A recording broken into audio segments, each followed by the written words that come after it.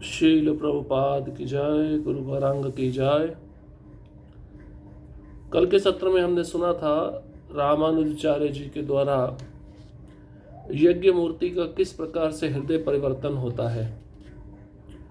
यज्ञ मूर्ति जो एक वाद विवाद तर्क वितर्क करने में बहुत निपुण और विद्वान पंडित थे, वे चाहते थे रामानुजाचार्य मेरे साथ वाद विवाद करे।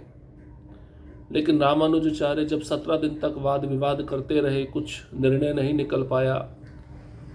रामानुजाचार्य भगवान को प्रार्थना किए। भगवान स्वप्न में आकर रामानुजाचार्य को कहे कि आप चिंता मत करिए, इनके द्वारा पूरे संसार भर में भक्ति का प्रचार होगा और जल्द भक्त बनेंगे। अगले दिन जब रामानुजाचार्य वाद विवाद करने आए तो यज्ञ मूर्ति का हृदय का परिवर्तन हो चुका था। वह रामानुजाचार्य के चरणों में गिरकर प्रार्थना करने लगे, आप मुझे अपना शिष्य बना लीजिए, मुझे दीक्षा दीजिए, मेरा हृदय बड़ा कठोर है, आपके दीक्षा देने से मैं भक्त बन जाऊंगा, मेरा हृदय भक्ति से भर जाएगा। इस प्रकार की विनम्रता को जब रामानुजाचार्य देखे तो उन्होंने सारा श्रेय भगवान को दिया। उनको याद आया, मैंने भगवान से प्रार्थना किया था, मेरे सपने में आकर भगवान यही कहे थे कि जल्दी भक्त बनेंगे। जो कुछ भी हुआ है भगवान की कृपा से हुआ है। रामानुजाचार्य यज्ञ मूर्ति को दीक्षा देते हैं और यज्ञ मूर्ति को दीक्षा देते समय उनका नाम पड़ता है देवराज मुनि, और उनको पुस्तकें लिखने के लिए कहते हैं जो भक्ति से संबंधित होती हैं। अब यज्ञ मूर्ति जब देवराज मुनि बन जाते हैं, उनके अंदर और विनम्रता कैसे आती है उसके विषय में आज हम श्रवण करेंगे। कुछ दिनों उपरांत 4 बुद्धिमान समर्पित युवक रामानुज के पास पहुंचे और उनसे दीक्षा की याचना की। जब उन्होंने उनका अनुरोध सुना तो यतिराज ने इस विषय में थोड़ी देर विचार करने के बाद उनसे कहा, देवराज मुनि के पास जाओ और उनके शिष्य बनो। वे न केवल एक महान पंडित हैं बल्कि भगवान नारायण के सबसे उन्नत भक्त भी हैं। तो ये घटना होने के कुछ समय बाद 4 बुद्धिमान युवक जो कि बहुत समर्पित थे रामानुजाचार्य के चरणों में, जो रामानुज से दीक्षा प्राप्त करना चाहते थे, उनका शिष्यत्व स्वीकार करना चाहते थे, उन चारों ने याचना किया, रामानुजाचार्य हमको दीक्षा दीजिए। और रामानुजाचार्य उनका निवेदन सुने, उनका अनुरोध सुने। रामानुजाचार्य इस विषय में थोड़ी देर विचार करने के बाद उन चारों युवकों से कहते हैं, आप देवराज मुनि के पास जाइए, उनके शिष्य बनिए। वे ना तो केवल महान पंडित हैं बल्कि पंडित के साथ साथ भगवान नारायण के बहुत ही श्रेष्ठ और उन्नत भक्त भी हैं। इस आदेश को अत्यंत सम्मानपूर्वक स्वीकार करते हुए चारों युवक विधिवत देवराज मुनि के शिष्य बन गए। यद्यपि वह पहले के अभिमानी विद्वान स्वयं को ऐसी स्थिति में पाकर बिल्कुल भी प्रसन्न नहीं थे कि उनके शिष्य उनकी पूजा वंदना करें।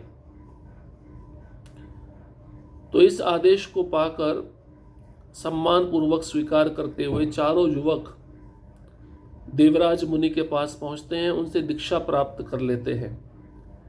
लेकिन देवराज मुनि को ये अच्छा नहीं लगता। उनको याद आता है कि पहले मैं कितना अभिमानी था, विद्वान था। इस स्थिति को पाकर वह बिल्कुल भी प्रसन्न नहीं हुए, क्योंकि पहले ही रामानुजाचार्य उनकी प्रशंसा कर चुके थे। और देवराज मुनि को यह भी अच्छा नहीं लग रहा था कि जिनको उन्होंने दीक्षा दी है वह उनकी पूजा कर रहे हैं, वह उनकी वंदना कर रहे हैं। यह मेरे लिए कितनी दुख की बात है। उसने सोचा, मैं अपने आप को अहंकार मुक्त करने के लिए अपनी पूरी शक्ति से प्रयास कर रहा हूँ, परंतु अब मुझे गुरु बनने और मेरी प्रशंसा गाए जाने के लिए मजबूर होना पड़ता है। तो देवराज मुनि सोच रहे हैं, मैं नहीं चाहता कि मैं इनको दीक्षा दूँ, लेकिन मेरे गुरु महाराज ने कहा है इसलिए मैं इनको दीक्षा दे रहा हूँ। मैं अहंकार मुक्त होना चाहता हूँ और इससे मुक्त होने के लिए मैं अपनी पूरी शक्ति लगाकर प्रयास भी कर रहा हूँ। अब मेरे गुरु महाराज मुझे गुरु बनने के लिए कह रहे हैं, मेरी प्रशंसा भी कर रहे हैं, ये सब सुनना मेरे लिए मजबूरी हो रहा है। तो यज्ञ मूर्ति जो पहले वाले थे, दीक्षा के बाद देवराज मुनि बने, उनमें कितना परिवर्तन आया इससे हम समझ सकते हैं। पहले के यज्ञ मूर्ति अहंकार से युक्त थे, गर्व से युक्त थे, विद्वत्ता से युक्त थे, लेकिन अब जब दीक्षा लेने के बाद वह देवराज मुनि बने हैं तो वह अहंकार छोड़ना चाहते हैं, गर्व से मुक्त होना चाहते हैं, सम्मान प्रशंसा सुनना नहीं चाहते हैं। विस्मय में घिरे हुए वह रामानुज के पास पहुंचे और विनम्रता पूर्वक कहा, हे स्वामी, मैं आपका समर्पित सेवक हूं। आप मेरे प्रति इतना क्रूर व्यवहार क्यों करते हैं? आपकी कृपा से मैंने मिथ्या अभिमान के राक्षस को दूर करने का प्रयास किया है, तो आप मुझे गुरु बनने का आदेश देकर पुनः घमंड की बाहों में भेज देते हैं। मैं इस तरह की स्थिति को स्वीकार करने के लिए पर्याप्त रूप से तैयार नहीं हूं। अतः कृपया मुझे अपने दास के रूप में यहां रहने की अनुमति दे। मेरे लिए ऐसी स्थिति सर्वोच्च पूर्णता की स्थिति होगी। अब देवराज मुनि बहुत विस्मय स्थिति में थे। तुरंत रामानुजाचार्य अपने गुरु महाराज के पास पहुंचे।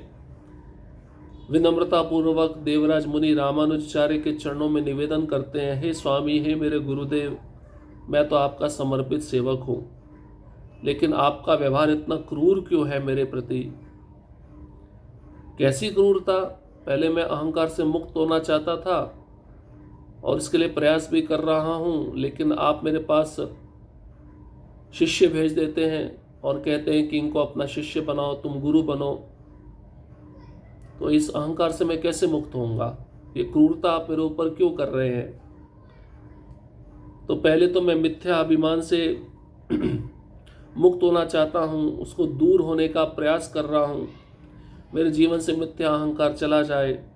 अब आप मुझे गुरु बनने का आदेश देकर उसी मिथ्या अहंकार को पुनः मेरे जीवन में भेज रहे हैं। मैं इस स्थिति को स्वीकार करने के लिए तैयार नहीं हूं। कृपया केवल एक ही स्थिति मेरी यही है कि मैं आपके दास के रूप में यहाँ पे रहकर समर्पण भाव से आपकी सेवा करूं। मुझे यहाँ पे रहने की अनुमति दीजिए। मेरे लिए सर्वोच्च पूर्णता की स्थिति यही है कि मैं आपका सेवक हूँ, आप मेरे स्वामी हैं, बस इससे ज़्यादा मैं और कुछ नहीं जानता। ऐसा देवराज मुनि रामानुजाचार्य को कह रहे हैं। अपने शिष्य के शब्दों से अत्यधिक प्रसन्न होकर यतिराज रामानुजाचार्य ने देवराज मुनि का आलिंगन करते हुए उत्साहपूर्वक कहा, मैंने यह सब केवल यह जांचने के लिए किया था कि क्या आपने वास्तव में अपने अभिमान पर काबू पा लिया है। अब जब आपने इस परीक्षा को उत्तीर्ण कर लिया है तो आपको यहाँ मेरे और भगवान देवराज के साथ रहना चाहिए। देवराज मुनि अपने गुरु से आदेश पाकर बहुत संतुष्ट हुए। वे अपने जीवन के शेष वर्ष अपने आध्यात्मिक गुरु और भगवान देवराज के चरण कमलों की सेवा में लीन रहे। तो अपने शिष्य के मुख से इस प्रकार के वचनों को जब रामानुजाचार्य सुने, उनको बहुत प्रसन्नता हुई। रामानुजाचार्य देवराज मुनि का आलिंगन किए। उत्साहपूर्वक उन्होंने कहा, मैं तो केवल आपकी परीक्षा ले रहा था कि आप में वास्तव में अभिमान है या नहीं है, लेकिन सच में देखा जाए आपने तो अभिमान पे काबू पा लिया है। आप परीक्षा में उत्तीर्ण हो चुके हैं। अब आपको यहाँ मेरे साथ और देवराज भगवान के साथ निवास करना चाहिए। देवराज मुनि जब सुने कि मेरे गुरु का ये आदेश है कि मैं उनके साथ में रहूं, भगवान के साथ रहूं, इस आदेश को पाकर देवराज मुनि बहुत संतुष्ट हो गए, बड़े प्रसन्न हो गए और उन्होंने अपना शेष जीवन आध्यात्मिक गुरु के संरक्षण में बिताया, भगवान देवराज के चरण कमलों की सेवा में व्यतीत किया। अब रामानुजाचार्य अपने शिष्यों को क्या निर्देश देते हैं, इसके विषय में हम सुनेंगे। अब जब रामानुजाचार्य ने कई शिष्यों को स्वीकार कर लिया था तो उन्होंने उन्हें वैष्णव शास्त्रों पर औपचारिक निर्देश देना प्रारंभ कर दिया। सर्वप्रथम उन्होंने उनके साथ सहस्त्र गीति का अध्ययन किया। जिसमें भगवान विष्णु की स्तुति करने वाले 1000 सूक्त हैं, जो दक्षिण भारत के एक प्रसिद्ध भक्त नम्मालवर द्वारा रचित थे। सभी शिष्य यतिराज द्वारा इन श्लोकों को सुनकर मंत्रमुग्ध हो गए, जिससे उन्हें भगवान विष्णु की महिमा का ज्ञान हुआ। अब रामानुजाचार्य देखे कि बहुत सारे शिष्य मैंने स्वीकार कर लिए हैं, अब उनको प्रशिक्षण मिलना चाहिए। वैष्णव व्यवहार के प्रति क्या नीति नियम है, इसके बारे में अब उनको पता लगना चाहिए। तो वैष्णव शास्त्रों पर औपचारिक निर्देश रामानुजाचार्य अपने शिष्यों को देना प्रारंभ कर दिए। सबसे पहले रामानुजाचार्य सहस्त्र गीति का अध्ययन कराए अपने शिष्यों को। ये सहस्त्र गीति ऐसा ग्रंथ है जिसमें भगवान विष्णु की स्तुति से युक्त 1000 सूक्त हैं, 1000 श्लोक हैं, जो दक्षिण भारत के एक प्रसिद्ध भक्त नम्मालवर द्वारा रचित है। सभी शिष्य रामानुजाचार्य द्वारा इन श्लोकों को सुनकर मंत्रमुग्ध हो गए, जिसमें भगवान विष्णु की महिमा का गान हुआ है। एक दिन वे एक श्लोक का अध्ययन कर रहे थे जिसमें श्री शैल के पवित्र धाम का वर्णन किया गया था, जिसे तिरुपति के नाम से भी जाना जाता है। यह श्री शैल पृथ्वी पर वैकुंठ की भांति है, जो उस पवित्र स्थान में अपना जीवन व्यतीत करता है। वह वास्तव में वैकुंठ में वास करता है और वह अपने जीवन के अंत में भगवान नारायण के चरण कमलों को प्राप्त होगा। तो 1000 श्लोकों का उच्चारण करते करते एक ऐसा श्लोक आया जिस श्लोक का अध्ययन करते समय श्री शैल पवित्र धाम का वर्णन हुआ, जिसे तिरुपति के नाम से भी जाना जाता है। और ये तिरुपति श्री शैल पर्वत पृथ्वी पर वैकुंठ के समान है। जो उस पवित्र स्थान में अपना जीवन बिताता है, अर्थात तिरुपति में रहता है, श्री शैल पर्वत पर रहता है, वह वास्तव में वैकुंठ में निवास करता है, ऐसा उस श्लोक में बताया गया है। और अपने जीवन के अंत में वह भक्त भगवान नारायण के चरण कमलों की प्राप्ति करता है। जब उन्होंने उस श्लोक को पढ़ा तो रामानुज ने अपने शिष्यों से पूछा, आप में से कौन श्री शैल के पास जाने, पुष्पों का उपवन बनाने और अपने जीवन के अंत तक भगवान श्रीनिवास की सेवा करने के लिए तैयार है? कितने गुरु अद्भुत प्रश्न पूछे अपने शिष्यों को। शिष्य बैठे थे, यतिराज रामानुजाचार्यों को पूछते हैं अपने शिष्यों को, भाई आप में से कौन श्री शैल पर्वत पे जाना चाहता है, वहाँ पे रहना चाहता है, वहाँ पे जाकर पुष्पों का चयन करके भगवान तिरुपति बालाजी को वह पुष्पमाला अर्पित करना चाहता है? वहाँ पे कौन पुष्पों का उपवन बनाएगा? जीवन के अंत तक कौन वहाँ पे निवास करना चाहेगा? कौन इसके लिए तैयार है, बताओ। एक तरह से गुरु पूछ रहे शिष्य को, कौन वैकुंठ धाम जाना चाहता है, बताओ।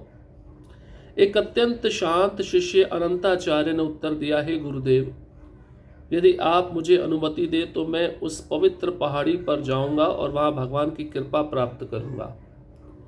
तो एक अत्यंत शांत शिष्य रामानुजाचार्य के, जिनका नाम अनंताचार्य था, उन्होंने अपने गुरु महाराज की इच्छा को पूरा करने का प्रयास किया। उन्होंने कहा, मेरे प्यारे गुरुदेव, यदि आपकी इच्छा हो तो मुझे अनुमति दीजिए, मैं उस पवित्र पहाड़ी पर जाकर रहूँगा, वहाँ पर रहकर भगवान की सेवा करूँगा, बगीचा बनाऊँगा पुष्पों का, उस पुष्पों को उगा के, फूलों को उगा के, मैं अच्छे अच्छे फूलों का चयन करके माला बनाकर मैं बालाजी भगवान को अर्पित करूँगा।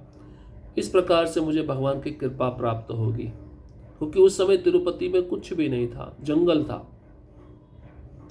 और उस स्थान पर कोई रहना भी नहीं चाहता था। लेकिन ये शिष्य अपने गुरु के आदेश को पूरी तरह समर्पित है। यतिराज ने कहा, आप वास्तव में धन्य हैं और अपनी भक्ति से आपने अपने पूर्वजों की 14 पीढ़ियों का उद्धार कर दिया है। मैं अपने आप को सर्वाधिक सौभाग्यशाली मानता हूं कि मुझे आपके जैसा शिष्य मिला। तदुपरांत अपने गुरु के चरणों की वंदना करने के बाद अनंताचार्य ने तिरुपति के लिए प्रस्थान किया। जो यतिराज हैं, रामानुजाचार्य हैं, उन्होंने कहा अनंताचार्य से, जो उनके शिष्य हैं, आप वास्तव में धन्य हैं आपने अपनी भक्ति से अपने पूर्वजों को और अपनों का भी 14 पीढ़ियों का उद्धार कर दिया। इसका मतलब कोई शिष्य गुरु की आज्ञा को बहुत गंभीरता से लेता है, उसके लिए प्रयास करता है, तो उसका तो उद्धार है ही, साथ ही साथ उसके साथ 14 पीढ़ियों का भी उद्धार हो जाता है, उसके पूर्वजों का भी उद्धार हो जाता है।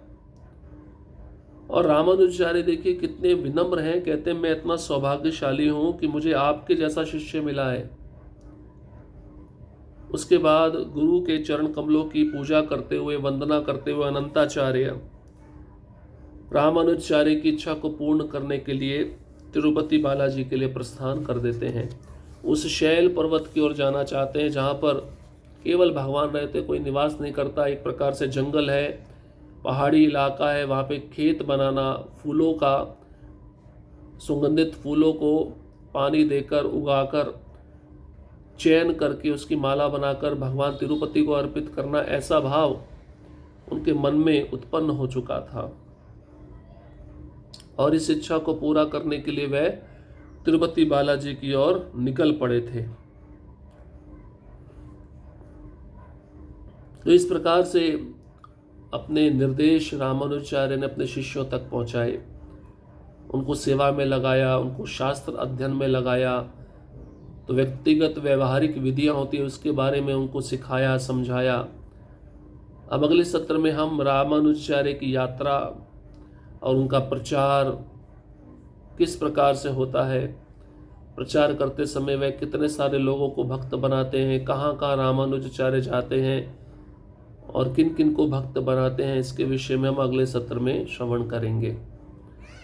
हरे कृष्ण कृष्ण कृष्ण हरे हरे, हरे राम राम राम हरे हरे। श्रील प्रभुपाद की जय, गुरु गौरांग की जय।